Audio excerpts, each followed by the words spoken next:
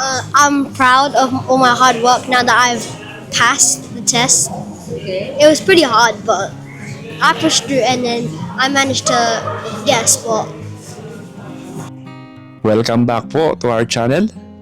Good day sa inyong lahat. Mag-aalas 6 na ng gabi dito sa amin.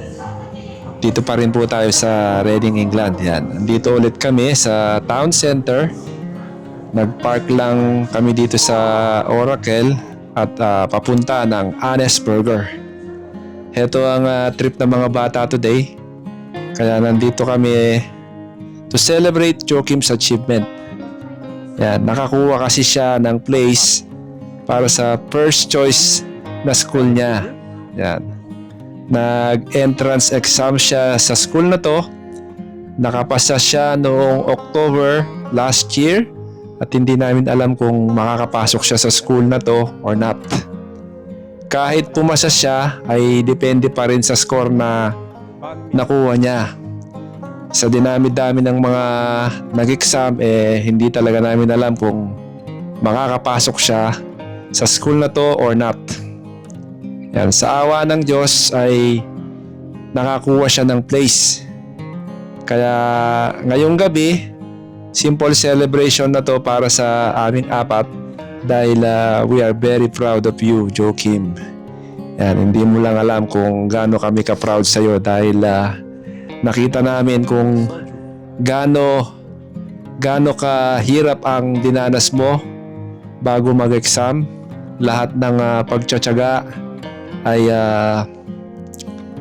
talagang in-embrace mo yung dapat mong gawin. Hindi ako makapaniwala na ganun ka ka-determined. Well, ngayon na-achieve mo na. Maybe when we are older, you're still gonna watch this video and we want you to know that we are very proud of you. You and your brother. Kaya yan, celebrate tayo ngayong gabi na to. Hindi kami nag-book, so mag-walk-in lang kami. Hopefully, meron kaming magandang place. Meron kaming makuha table. Kasi kahit Thursday ng gabi ngayon, normally pag ganitong oras, medyo busy. So, samahan nyo kami sa aming celebration. Simple lang pero happy lang kami kaya nandito kami ngayong gabi na to. Yan.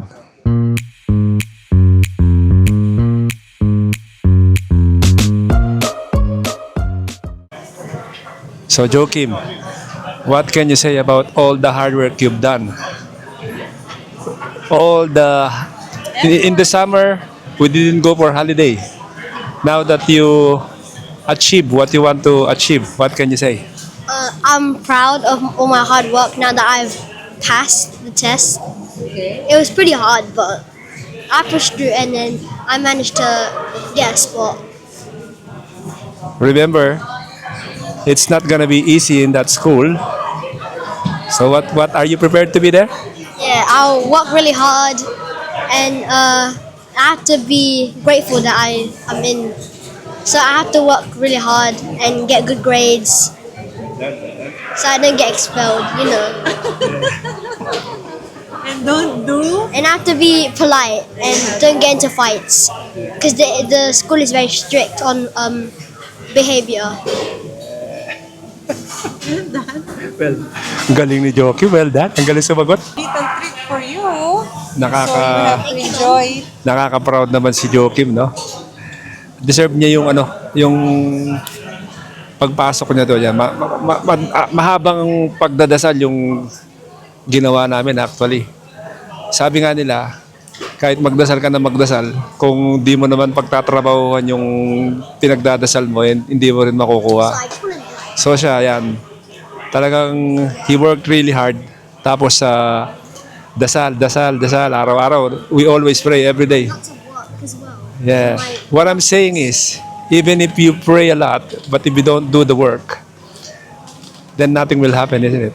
Yeah. If you want to achieve something, you got to work really hard for it. Now that he achieved it, next level na yung pag-ano niya, yung hard work na gagawin naman niya pag nandun na siya. So yan, happy siya. Kasi siya lang ang siya lang ang sa mga kaibigan niya, 2 lang sila. 6 ang pumasa, tapos isa siya sa mga nakapasok. Kaya as a parent, syempre nakaka-proud talaga, di ba? Yun. Nandito kami. Si Joe naman, supposed to be, malapit na yung flight niya. Dapat sa 14. Ano na tayo ngayon? 9 days to go. 5th of March ngayon. So, supposed to be next week, Friday. Pero yun nga, yung sitwasyon sa Middle East hindi maganda. Kaya nakakatakot. So kami, nag-aabang-abang kami kung anong mangyayari. Ganun pa man, magre-ready siya ng luggage niya. Kung sakaling matutuloy, edi tuloy. Kung hindi, maiintindihan naman siguro ni Mami Josie, di ba? Mami, alam ko excited ka na, pero ganun po talaga. Kung hindi man matuloy, alam ko naman maiintindihan po ninyo. Yan. Kasi mahirap ng ma-stranded ka doon kasi ang daming stranded na mga pasahero ngayon sa Doha. Ayaw ko namang isa sa mga magiging stranded, di ba? Yan. So, hinihintay namin yung pagkain. Dito rin kami nag-celebrate nung birthday ni Seb. Siyempre, kung saan nila gusto, doon kami pupunta. Yan. Nung birthday ni Seb, September 1, namatay naman si Ima nun, kaya hindi rin kami masyadong, kahit birthday niya, hindi kami makapag-celebrate ng todo, no? Kasi iniisip namin yung, siyempre, si Ima. So, nag-request lang siya na kumain lang kami rito, kaya dito kami nagpunta. Ngayon, dahil daw may special achievement yung kapatid niya, tinanong namin sila kung saan nila gustong pumunta. Sabi nila, dito ulit. Kaya yan. So, pangalawang beses namin ngayon to dito. Hindi kami laging nagpupunta rito, kaya pagka rare occasions lang. Kasi burger dito medyo malalaki. Kaya medyo Budget din. tsaka budget lang, syempre. Pagka ang mga boys sanay lang talaga sa Sushi Mania. Pagka mga ganitong event, pagka ganito, burger lang to pero sa kanila special na to. Kaya yan, tuwan-tuwa na sila pag ganito.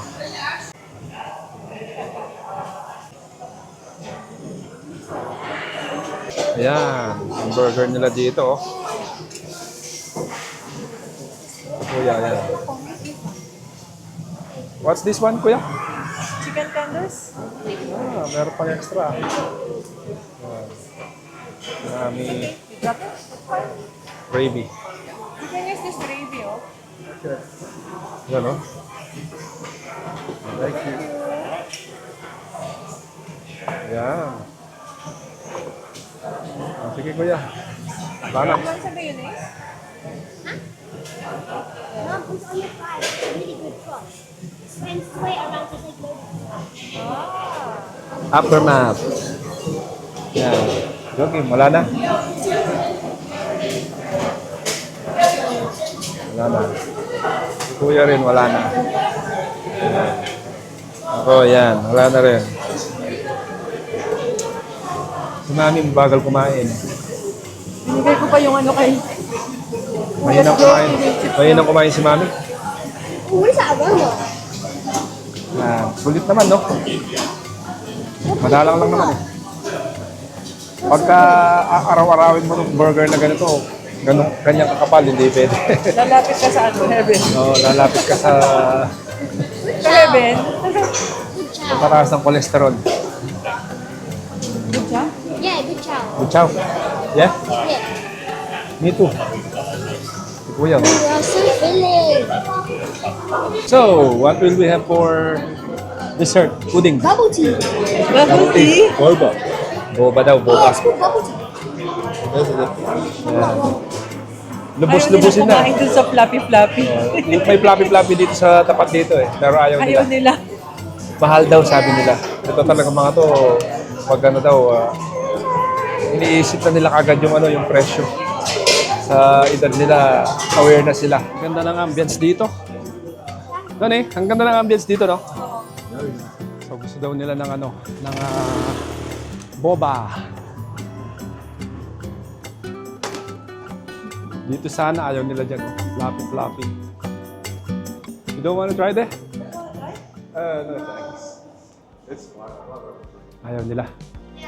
Dito sa area na to, maraming kainan, no? Dito sa Reading. Ano pangalan nito? What's the name of this building? Village. The Village. Oh, this one is Dinky. Yeah. So, iba.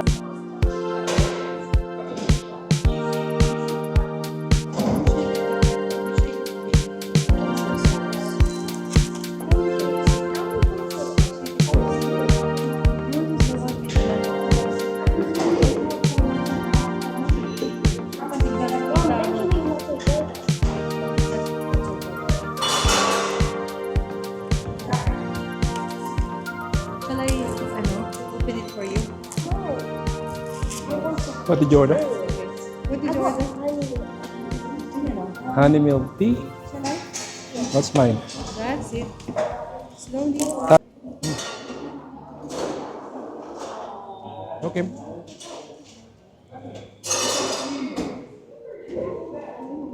Ayos na eh. Matabang pala yung... So, kuya, what's the difference between ube and taro? Well, according to this, ube is a lot more sweeter. It's got a more like vanilla custardy flavor. Taro's got a more mild. It's not really like it's more mild. Like it's very subtle with the thing. They're both from family. they're both from purple yams, so yeah, and they have the same like color. So You can also use taro in stews. yeah, it's for like savory dishes, and ube is more for like Pudding. desserts. Oh, okay. That makes so much sense. Ayun, nag-explain yung binata ko. Alright. Difference daw ng ano. Kasi hindi ko rin alam eh. Difference ng ube tsaka taro. So yan. Google. Pag di alam, i-google. Ganun lang kasimple. Busog. Sobrang busog. Yan, tapos na tayo. May pasok pa bukas. Kaya uuwi na tayo. So nasa Oracle tayo ulit. Ang masamang palad. Yung sinihan na yan. At saka ito. Yung dating Debenhams. Magiging mga ano yan. Gagawin mga building yan. Mga high-rise building. Tapos mga flat. Gagawa nila ng mga puro flat sa mga yan. Kaya liliit yung Oracle. This way? Joachim, come! Joachim, come. So ayan. Lakad tayo sa by the river. Ayan o. Mawawala yung view cinema. Tapos yung Kote. Kote? Yung restaurant na yon, dating Fridays, yan, wala na rin. Tapos tong Miller and Carter na yan, mawawala na rin yan. Yan. Dating ganda ng Reading talaga nung mga 2010. Very lively. Ngayon siguro dahil sa puro online shopping na lang ang uso, mga tao tinatamad ng mag-shopping sa mga shops talaga. Paubos na ng paubos yung mga tao ng mga ng mga shops, no. Tapos siyempre ikaw na negosyante, napakamahal ng rent, tapos walang masyadong benta, ang mangyayari talaga magsasara ka, di ba? Yan, kikita nyo yun. Yung creperie, I don't know how to read that. Creperie du Sourier. Creperie du. Creperie du Sourier. Is it? Sourier. Dating Starbucks yan. Yan ang shop ko dati. Wala na ngayon. You didn't pronounce that. Yan. Look at the big Yung heart. Five Guys, nandun na sa labas. Joachim, stand here. Laking puso, oh.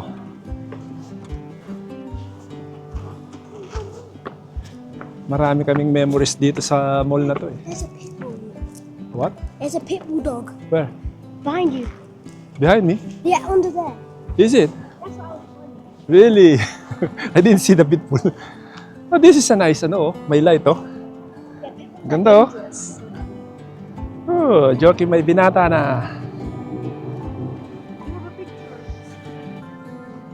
Yan ang river, oh. Ganda ng weather. Paganda yung panahon.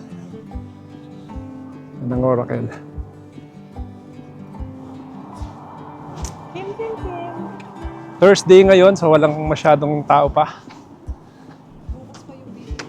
Bukas ng gabi ang busy niyan. Tsaka Sabado. Oo. Nakita ko yung dating shop na pinagtrabaho ko, yung Starbucks. Ayan, oh. Itong Starbucks na to, busy yan dati.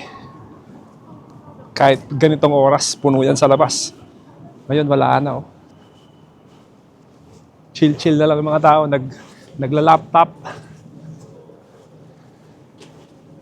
Yan, babalik na tayo sa parking. Ayun, babalik dapat ako ng Honest Burger dahil nawawala yung susi ni Joe. So, naiwan niya pala sa kotse. Kaya, babalik na ako sa kotse. Kala ko nawala na naman ang susi. Sabi ko, patay na naman tayo dyan. Kasi pag nawala yung isa, papalitan mo lahat. Ang hirap, di ba? Ngayon, pabalik na tayo. Maghihintay lang sila sa kotse.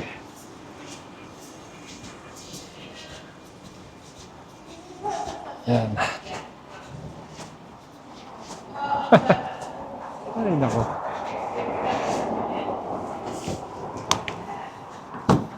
Saan mo iniwan? Nalaglag siya dito. Saan? Sa likod ng sasakyan. Buti na lang. Nalaglag pala.